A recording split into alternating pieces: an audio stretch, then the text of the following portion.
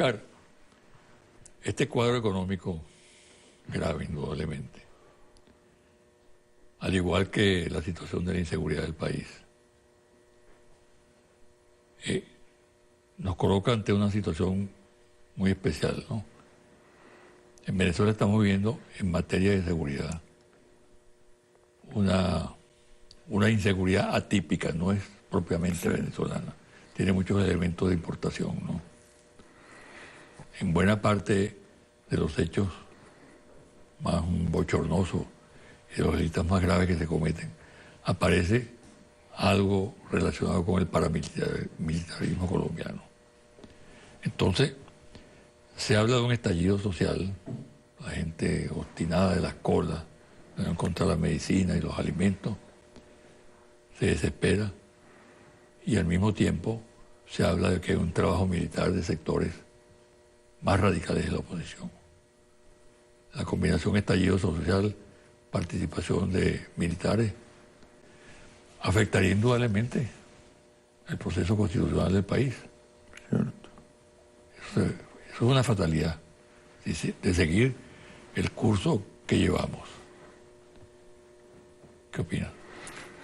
Es indudable que hay una guerra continuada, una guerra psicosocial continuada contra Venezuela. Es impresionante la articulación de las transnacionales de la comunicación para difundir contenidos que afecten la estabilidad del país, que exacerben los problemas, que aíslen al país y desacrediten al gobierno nacional en el plano internacional.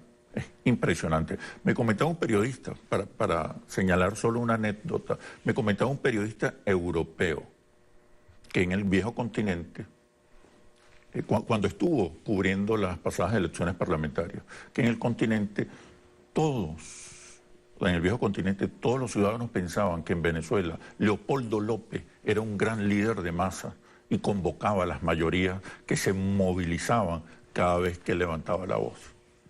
Y me cuenta, tengo en Venezuela 10 días y no he escuchado nada, no he escuchado hablar de Leopoldo López. Para que vean un poco las matrices que se han ido creando, las matrices de opinión que se han ido creando en el exterior contra Venezuela. Pero además hay una exacerbación, una agudización del problema de la inseguridad que tiene que ver con una infiltración de bandas paramilitares del vecino país, Colombia, ¿no?, que han acentuado el problema de la inseguridad. Las bandas, pues esto no es un problema, la inseguridad en Venezuela ya no es un problema de hurtos, robos menores, problema de bandas organizadas que ocupan territorios y establecen su poderío en esos territorios. Pero además está la crisis económica, exacerbada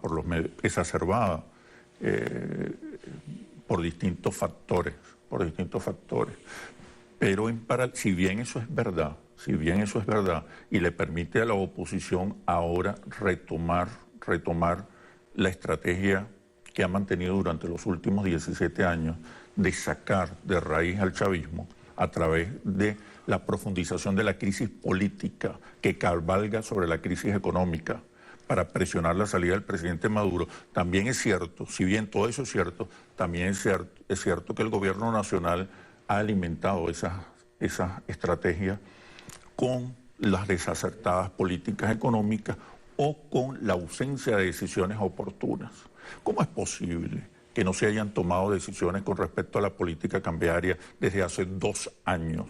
¿Cómo es posible que el programa de subsidios directos a la población más vulnerable esté engavetada desde hace 2 o más tiempo? Hay también una responsabilidad del gobierno nacional que no asume la crisis económica y no crea equipos económicos coherentes, cohesionados, con una dirección única, para facilitar un supuesto debate ideológico entre algunos integrantes del gabinete, cosa que lo que hace es retrasar, entrampar ideológicamente las decisiones y posterga la toma de un rumbo definitivo para la economía del país. Entonces hay una mezcla explosiva. Por un lado, la la exacerbación de la guerra, la profundización de la guerra psicosocial, y por otro lado un gobierno que no da respuesta. El país está ganado para acompañar un proceso de ajustes.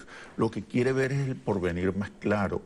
Todos estos rumores de los que tú hablas, que son incesantes y se van a agudizar, se van a profundizar, generan angustia, generan lo que los psicólogos sociales llaman angustia persecutoria. Y al final, si no se resuelve la angustia, lo que va a generar es un estallido social. Quizás no en las proporciones que conocemos del Caracazo, pero sí se van a producir de manera programada y estimulada focos de violencia, focos de protesta que van a crear un clima enrarecido. Recuerda que las angustias no se eliminan, las angustias se acumulan.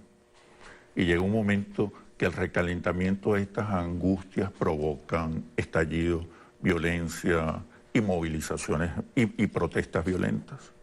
El dilema sería entonces mayor confrontación, crecimiento de la confrontación, crisis política o diálogo. El diálogo apareció fugazmente, pero desapareció también rápidamente. Ya prácticamente no se habla de diálogo. Se habló con intensidad a finales de la campaña, luego del resultado electoral. Se crearon ciertas expectativas, pero esos tiempos han pasado ya. Es muy grave porque implica la derrota de una de las fórmulas para crear condiciones de estabilidad. Y la primera baja en esa situación son las instituciones. Exacto. Aparte de que los padecimientos del pueblo, etcétera, las precariedades del ciudadano, las instituciones que están crujiendo. Es cierto. Y pareciera que las estrategias de ambos bandos por primera vez coinciden. Pareciera a veces que el gobierno nacional está también avivando la confrontación, en medio de una fantasiosa épica revolucionaria, de una sierra maestra inexistente. Y la oposición está retomando su estrategia original, agudizar la crisis política para provocar la salida del chavismo del poder, ¿no? Ambas estrategias parecen ahora coincidir y el país expectante, un país con un nuevo mapa de movilización social y política que lo que está reclamando son consensos, acuerdos, negociaciones, soluciones, resultados para superar la honda crisis económica que vive, para superar el desabastecimiento, la inflación y la inseguridad. Los dos bandos hoy están desconectados y van rumbo a una confrontación que ocasionará una profunda crisis política. Y la gran víctima, como siempre ocurre, van a ser los ciudadanos, va a ser la sociedad. Porque la oposición tampoco es una alternativa. La oposición ni siquiera tiene un programa para superar la crisis económica. Hace un par de semanas escuchaba yo un diputado economista de la oposición Asamblea Nacional anunciando que iba a iniciar un proceso de consultas y debates para presentar algunas soluciones a la crisis económica. Es decir, llegaron a la Asamblea Nacional sin propuestas, sin programa. Por eso los secuestra ahora la estrategia de caotización, de profundización de la crisis política. Y ahí nadie va a ganar. En esa confrontación nadie va a ganar. Mientras el gobierno nacional sigue teniendo una gran oportunidad. Es el gobierno, es la jefatura del Estado, es el poder. Puede convocar... El chavismo es una fuerza social. Es una fuerza social y simbólica que se activa, se moviliza cuando hay banderas que la cautivan, que la persuada. El chavismo es un poder simbólico y cultural impresionante. La oposición, entre tanto, es una fuerza electoral, pero no es una fuerza simbólica, social, no tiene presencia en las calles, no tiene una identidad propia, ni un programa propio.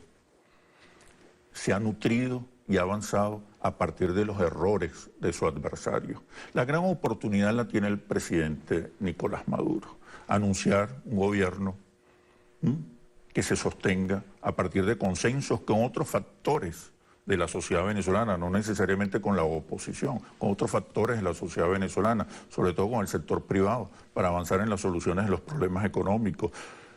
Debe abandonar esa hiperdiscursividad revolucionaria y aterrizar con narrativas que generen mayor esperanza, que restablezcan la esperanza en un porvenir mejor por parte de la sociedad. Primero, la trampa ideológica, la trampa cognitiva. Pareciera que están viviendo una fantasiosa épica revolucionaria. Y por eso avanzan hacia la confrontación final quizás. No han definido un rumbo económico. El presidente organiza gabinetes plurales para generar debates y acuerdos. Y lo que hace es construir gabinetes que implosionan. No han definido una ruta y por tanto organizado gabinetes económicos que respondan, coherentes, cohesionados, que respondan a esa nueva dirección de la política económica. Hay lentitud en las tomas de decisiones. Hay una incomprensión del problema económico, de la dimensión de la problemática económica. Hay una desconexión con el malestar y el sufrimiento de la gente. Tú has definido la ruta económica de la oposición y la ruta política de la oposición. La hoja de ruta de la oposición y la hoja de ruta del gobierno, ¿no? ¿Cuál sería la hoja de ruta que tú señalarías, apropiada? Convocar un gobierno de unión nacional con todos los factores. Definir finalmente el rumbo económico de la revolución, cualquiera que sea. Si es la estatización, es la estatización. Si es la economía mixta, es la economía mixta. Pero que se define un rumbo. Cambiar el discurso o renovar y actualizar la propuesta bolivariana y por tanto sus narrativas, sus símbolos y su discurso. El país no es el mismo de hace 17 años. Ya se superó una etapa de luchas, de batallas y victorias y avances. Ahora la revolución está viviendo una nueva etapa donde el desempeño económico es fundamental, es la palanca clave para avanzar en el proceso revolucionario. La gestión económica es clave. Los venezolanos están pidiendo gestión, no banderas. Pero con una política definida también. Evidentemente, la política es clave. Es clave. Es clave. Es realmente lo que decide y orienta el rumbo de las distintas políticas. La económica, la social, la cultural, la ideológica. Pero lo político es lo más polémico. Lo político es lo fundamental. La primacía de lo político es fundamental, pero una política que esté conectada realmente con las demandas de la población y que pueda orientar de manera acertada la política económica. ¿Qué pronostica para el próximo trimestre? El próximo trimestre vamos a ver cómo la guerra psicosocial va a seguir avanzando. Se van a presentar focos de violencia, protestas en las calles. La campaña internacional va a ser feroz, implacable, sin misericordia. Se van a movilizar distintos factores para agudizar la crisis económica. La crisis política y la confrontación va a presionar por una agudización de la crisis económica. El gobierno nacional va a tener que atender la crisis económica y puede seguir, y puede descuidar la ruta de la solución de los problemas económicos. El panorama es por lo menos ese escenario, es un escenario probable, el escenario de la confrontación, de la crisis política y una eventual salida. El otro escenario... ¿Qué tipo de salida? El otro escenario es la rectificación, una salida provocada a partir de una caotización de la sociedad venezolana, de una neurotización de la sociedad venezolana agobiada por la angustia. Ruptura del orden constitucional. Ruptura sobre todo del orden simbólico, del orden cultural, del orden emocional. Ahí es donde puede estar el epicentro fundamental de la agudización de la crisis política y simbólica. Es grave lo que está ocurriendo, pero el presidente Maduro tiene en sus manos todavía la gran posibilidad de convocar a los venezolanos, de restablecer la esperanza, de tomar medidas difíciles. La gente no está en contra de las medidas, la gente puede acompañar un plan de ajuste, pero dile cuál es el porvenir de esas medidas. Entonces las narrativas tienen que ser reactualizadas, renovadas, para conectarse simbólicamente y culturalmente con la sociedad venezolana. El chavismo tiene un poder simbólico extraordinario y está ahí, está latente. Hay que utilizarlo, pero actualizarlo para este nuevo tiempo político. Ya pasó una época, estamos viviendo no el fin del ciclo, pero sí el nacimiento de un nuevo tiempo político. ¿Lo captan ellos?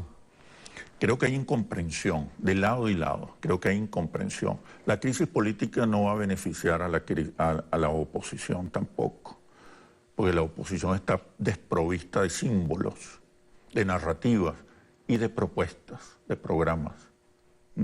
La salida, una eventual salida de Nicolás Maduro del poder o del chavismo del poder le permitiría a la oposición asumir la conducción del gobierno y del Estado. ¿Pero con qué herramientas? Viviríamos una etapa de mayor inestabilidad política, una etapa de mayor crisis política, una etapa de mayor frustración con un eventual gobierno de la oposición. La oposición no tiene ni siquiera la sensibilidad todavía, la sensibilidad social para entender la dimensión de la pobreza, la dimensión existencial humana de lo que significa ser pobre. Sus propuestas siguen siendo las propuestas de una meritocracia ausente de los grandes cambios que han ocurrido no solamente en Venezuela, sino en el mundo entero. Un pueblo tan perspicaz como el venezolano, ¿tú crees que lo percibe, lo olfatea así? Claro.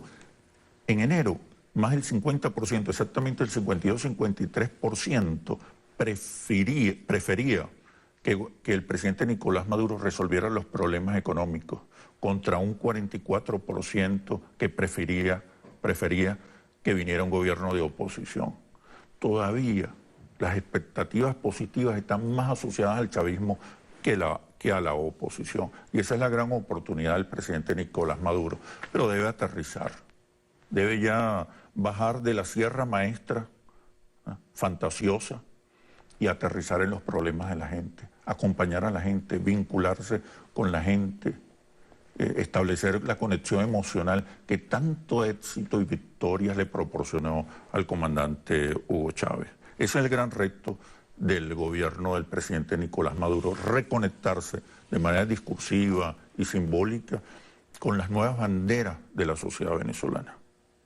Bueno, muchísimas gracias. Bueno, y esperemos realmente haremos el balance del próximo trimestre. Esperemos realmente que la crisis política no sea lo que domine el próximo trimestre, sino que sean los acuerdos, los consensos y las soluciones. Te espero aquí para que hablemos de eso. Excelente. Muchas gracias. Gracias a ti, José Vicente. Suerte. Una pausa y al regresar los confidenciales.